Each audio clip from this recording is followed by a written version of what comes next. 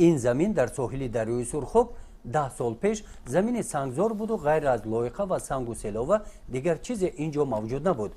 با زحمت بابای خیرالله و فرزندانش به زمین کیش تبدیل داده شد. این نیالهای سایه افکن در همین زمین پرورش یافتند. در موسم نیالشنانی این سال به دیگر موضع برده پرورش کرده می شوند. بابای خیرالله سال اول 10 ساتیر زمین سنگلاخ را به زمین کیش تبدیل داد. امروز مساحت آن را به 3 هکتار زمین حاصلخیز تبدیل داده محصولات های گوناگون کشاورزی کشت می نماید. پرورش نیالهای سایه افکن یکی از منبع‌های درآمد اساسی او به حساب می رود.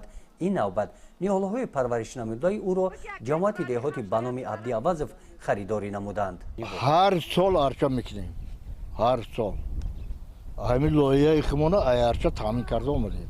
همین سال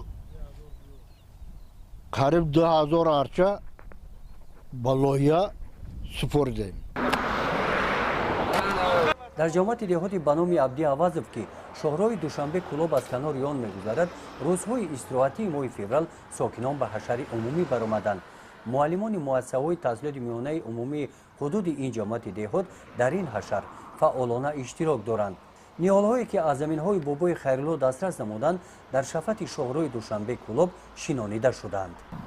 طبق دستور سپارش‌های اساسگذار صلح و وحدت ملی پیشوای ملت پرزیدنت جمهوری تاجیکستان محترم امامعلی رحمان امروزها در همه دهه‌های حدود جماعت‌های ناحیه مردم به حشر عمومی برآمده از خانه و در خود از راه و پیروهای خود بهر آبادانی محل خود سهم خود را گذاشته ایستادند.